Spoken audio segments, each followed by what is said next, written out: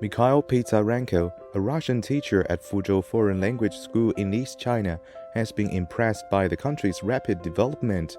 My first visit to China was 2009. I came to Beijing and I took part in the opening ceremony of Russian language year in China. At that time I was really impressed by the Beijing, the large city with large roads.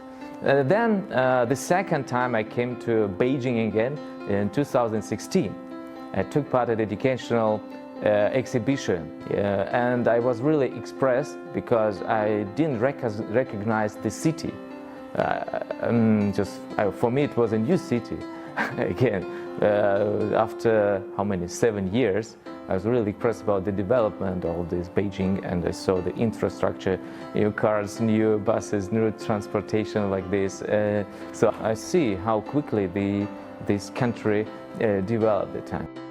In 2019, Fuzhou Foreign Language School opened its first Russian class, becoming the first public middle school in Fujian province to incorporate Russian into the curriculum system. Pizarenko received a job offer from the school and started his teaching career in China. He and his wife have fallen in love with Fuzhou's livable environment.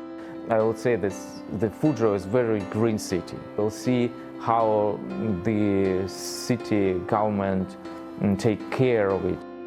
In 2022, Pizarenko's son was born in Fuzhou, which gave the family a deeper connection with the city. The couple hopes to continue working and living in Fuzhou.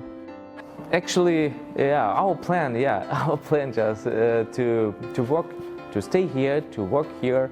Our son is very, very small right now, but we hope we'll stay here for a long time, that he can go to kindergarten here or maybe school. So it will be very good, and we hope we will stay here because we like this place.